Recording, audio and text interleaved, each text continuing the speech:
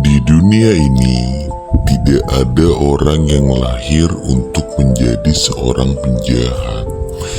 Namun kadang, keadaanlah yang membentuk dia menjadi seorang monster.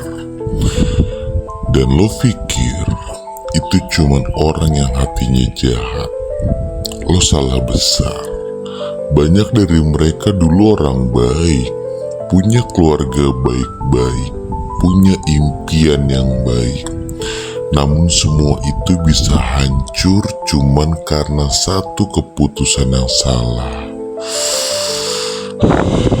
Dan gue tahu, karena gue salah satunya. Gue Baron, mantan napi yang udah 3 kali keluar masuk dari balik jeruji besi itu. Dan kali ini gue mau kasih lo satu hal, kebenaran yang jarang orang berani ngomongin. Gue Baron, inilah catatan mantan napi.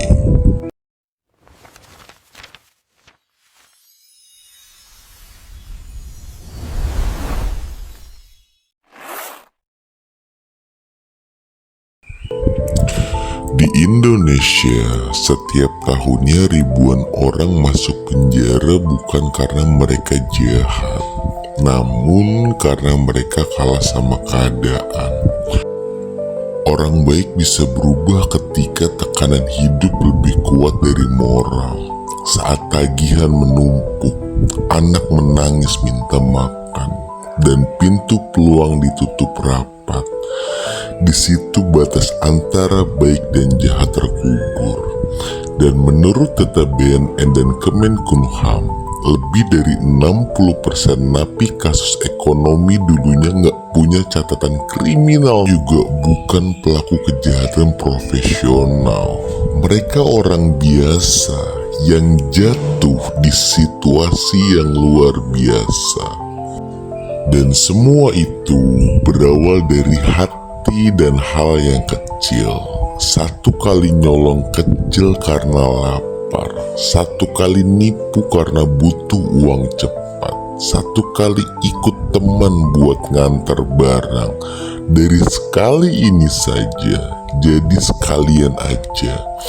Dan gue pernah lihat sendiri orang yang dulunya rajin ngaji, sopan ke tetangga, tiba-tiba terlibat kasus narkoba cuma karena pengen lunasin utang.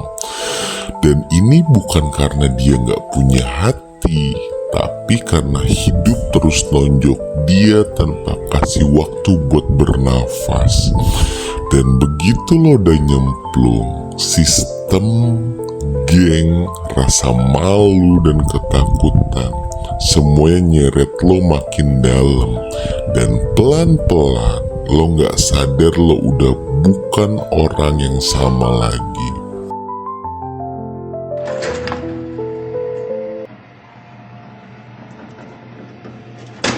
Bayangkan seorang anak yang seharusnya menjadi kebanggaan keluarga, justru menjadi dalang tragedi. Jennifer Pan, gadis dengan wajah polos dan senyum lembut, ternyata hidup dalam dunia kebohongan yang ia ciptakan sendiri.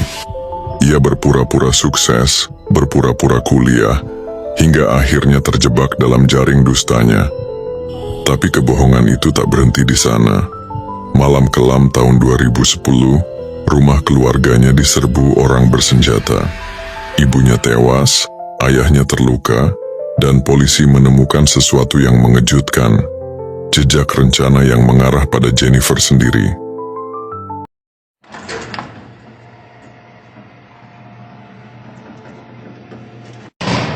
Dan gue pengen sedikit memberitahu tentang psikologi kriminal ataupun the mind of crime. Psikologi pelaku tuh unik.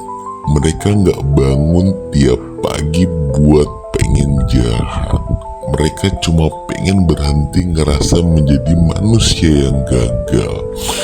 Dan di kepala mereka ada pembenaran, gue gak punya pilihan.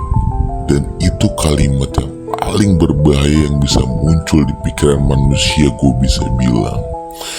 Dan lo tahu apa yang nyeremin? Kadang orang baik itu punya kemampuan berbuat jahat yang paling besar, karena mereka tahu apa rasanya disakitin. Dan saat mereka kehilangan arah, empatinya berubah menjadi sebuah amarah yang besar. Dan sementara korban, kadang mereka nggak sadar pelaku yang nyakitin mereka dulu cuma orang yang pengen bertahan hidup. Saya dikenal dengan prestasi saya, begitupun saya dikenal dengan kesalahan yang saya buat.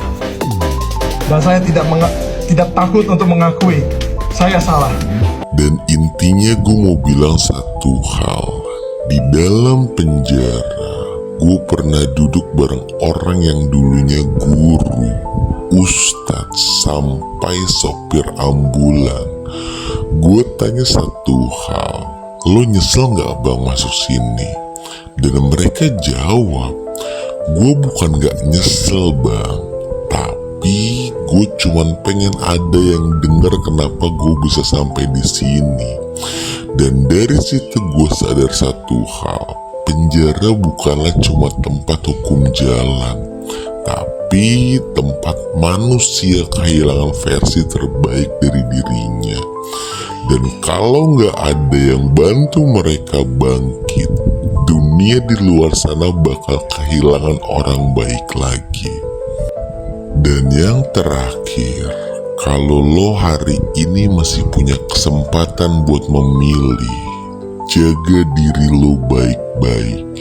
Bantu orang yang mulai goyah, jangan langsung ngecap mereka sampah.